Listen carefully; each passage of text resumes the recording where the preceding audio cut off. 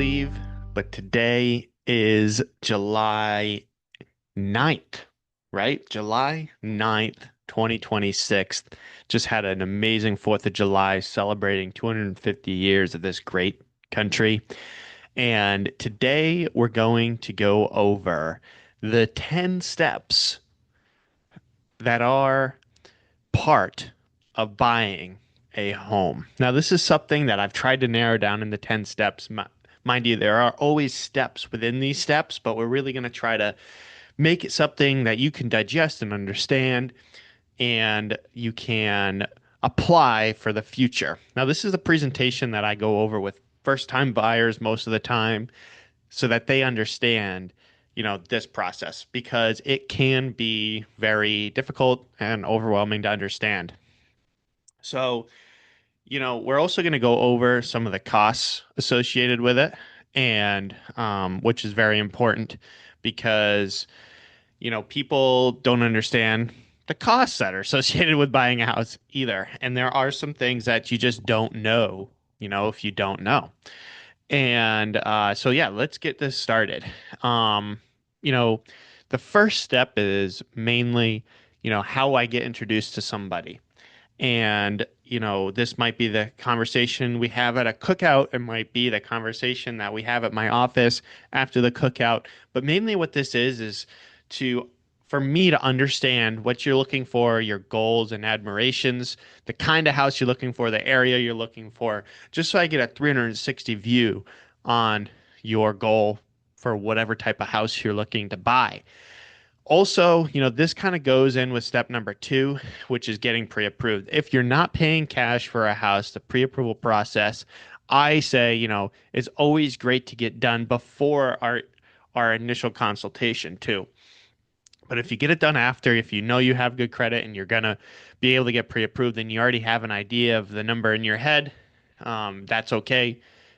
We just need to get a pre-approval because you can't buy a house without one.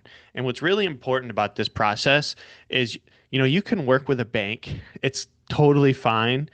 But working with a local lender, somebody who isn't at a large bank, like an Envoy mortgage, like a Movement mortgage, not a Rocket mortgage, is very important. People don't understand is, sure, I can go online, get a Rocket mortgage pre-approval in 5 minutes, but what's going to happen when there's problems in the underwriting? What's going to happen when there's a problem with the appraisal? What's going to happen when I'm not getting documentation in time? Working with somebody who you can call or meet in person goes a long way. Somebody that lives in your community, somebody that's involved in the community, somebody that lives 15 minutes away from where you're buying is so important. Now, it's important because what if you need to put an offer in that was a little bit above budget on a Saturday night and there's a deadline the next day? Calling somebody at Bank of America or Rocket Mortgage isn't going to happen. They're just not going to answer. Working with a local lender is very important. I always like to send people to my preferred vendors because they're people that I know are going to get the job done. And, it's just really important that you work with somebody like that. It can also improve your chances of getting the offer because the listing agent on the other end might know them too. And if they know that they have a good reputation for lending and will get stuff done, it will make you that much better of a buyer. So that's why working with a good lender is extremely important. Now, something that a lot of people don't like to cover because it's a big, scary contract is a buyer representation agreement. And essentially what this is it puts our working relationship and my role in writing. And it's a two-way agreement. It's just not a one-way agreement saying you have to work with me. It's also saying that I'm going to work my butt off for you. And if I don't, I'm breach of contract. So, and here's what I tell people. Wouldn't it be convenient for you that you have somebody who's contractually obligated to work for you and work to make sure that somebody else is looking for houses for you, answering questions for you about every house, answering questions about the area you're looking in, answering questions about negotiation, making sure you're not missing something in a contract, which is extremely important because if you're not using a real estate agent, you're not working with somebody who is experienced in contracts law when it comes to these particular agreements. When you work with a real estate agent, You're getting a purchase and sales agreement that has been through hundreds of thousands of transactions built up through that and has been through every point of litigation possible, which helps you in making sure that your offer is top notch. And when it comes to buyer compensation, it's extremely important that you understand how that works as well. There are basically three different ways that buyer compensation works. And one of these ways happens essentially 95 to 99% of the time. So, and that's the listing agent or the sellers will cover it fully. And this is something where, essentially when people list their houses, they have a commission split and they say the listing agent's going to get this much and the buyer agent is going to get this much. It's in a listing agreement. And whenever we schedule a showing on a property, I'll ask the listing agent, hey, what are you offering for buyer agency? And when they tell me that amount, I'll relay that information back to you so that you understand how my compensation is going to work on each particular home because it can change. The second thing is the seller covers part and you cover the gap. Now, let's say, I have a number that I will not work for less of. And it's just like in every industry. I can't work for free. This is my living and I need to make a living too. And on rare occasions, if I need to lower my commission to make a deal work, I will do that. But it's on rare occasions. And I have clients that will speak for that. It might be a 50-50 split. It might be a 70-30, 75-25 split between the sellers and you guys, the buyers. But there are periods where the seller will cover part of the commission and you will cover part of the commission.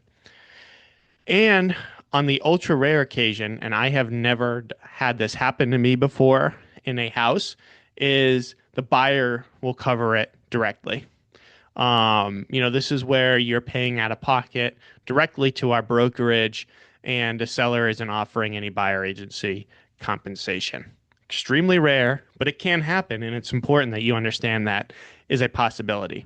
And if it's an issue, it's a problem we will tackle if we hit it. In real estate, if you think about every single problem that can happen every single minute, you're never going to buy a house. You're never going to get through a contract. So it's important that we tackle issues as they come. And my experience has prepared me for each one of the potential issues that could happen. And if it's not something that I have directly experienced before, I have access to agents who have been in this industry for a long time. Adam Dow on our team, our brokers who have been in situations all the time, and it's extremely rare that I'm in a situation that I haven't seen before. So now we're getting into the trenches, looking for the houses, and I'm going to set you up on a basically listing alerts, an automated thing based off of their criteria, but I'm also checking MLS every day, talking to agents in our office with 500 agents and knowing when properties are coming on the market before they're coming so that I can tell you, what's coming on in the future and we can get in there as soon as it's live. And, whenever we're looking at houses, I can pull documents, I can pull tax cards, I can pull property disclosures, I can pull all these different items that can answer questions before we even walk into the house so that we know we're not wasting our time based off of something that is a deal breaker for you. We're not just hunting for any home, we're hunting for the right home that fits your criteria. Step number 5 is making an offer. This is something that is extremely important. And in some cases, especially in today's market, we are seeing homes sit for longer. So it's important that we offer a good price, not just what they're asking. In multiple offer situations, it's really tough to say, hey, listen, we're going to make this offer based off of comps because ultimately there's already offers on the property and the market is determining what this home is worth in real time, not based off of comp sales in the past. This is where we go over the contract, the purchase and sales agreement so that you understand, how this process works, what's in a contract, what's important, inspections, appraisals, the price, close date, and things like that is all going to be covered in this. And it's also going to lay out where or how the buyer agency fee is going to be covered. And when you're working with me, we're going to have a confident, well-structured offer with a good loan officer that will, make sure that we're putting our best foot forward from step one. And, because it's really important that, we have a good structured offers because as a listing agent in the past, I've gotten offers that are filled out by real estate agents that are missing things. And it's just not good. And, when you're working with me, that just doesn't happen. We're going to go through the contract together. We're going to make sure you understand what you're putting in for an offer. And hopefully we'll get the house. Um, and the next step that kind of goes with the last step is, the back and forth and negotiation. This is where, numbers matter, details matter, and where we're making sure that we're not missing anything. Whether it's inspections, whether it's price, whether it's close date, whether it's escrow monies, whatever it is, we're going to make sure we're making sure that, if it's a few $1,000s, where we can take and move things so that the numbers work for everybody. The biggest thing in real estate and why a lot of deals fall through is for lack of communication. And I make sure that, the listing agent knows what's going on, what goes on, and, nobody is missing anything.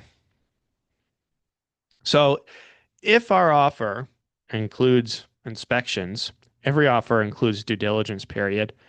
Um, this is where we go through the inspections and, this is pretty self-explanatory, but it's important to note that things can be fixed, unless something is hugely wrong with the house, things can be fixed. If trim is missing, if a door creaks, if a sink is leaking, those aren't big deals. Those shouldn't be deal breakers for you. A deal breaker should be, oh, there's mold in the attic and there's an active leak in the roof. Oh, the house is sagging. That's weird. I think there's probably a larger foundational issue here, and I don't want to spend $100,000 fixing it. Or the septic is failing, the leach field is failing. It's going to cost me $35,000, $40,000 to fix. Cosmetic things normally are inexpensive to fix. Look for the bigger issues. That's what matters. If it does matter to you, it's your preference, but that's what I tell people all the time. You're going to walk into a brand new house, you're going to get a home inspection done, and there will be problems in a brand new house. I see it all the time. And we'll walk through the different types of inspections that are covered in the purchase and sales agreement too. And a due diligence period is essentially just when a title company pulls title, the chain of title, and make sure there are no issues. And also during a due diligence, we can basically look through a lot of history of the property and make sure that you're okay with everything going on. Due diligence is kind of the Wild West. And it's important to note that, we can basically do any due diligence that we want. In Maine, actually, inspections and due diligence is tied into one, whereas in New Hampshire, inspections and due diligence are two different things. So when we put an offer in, we're going to have something called a financing contingency.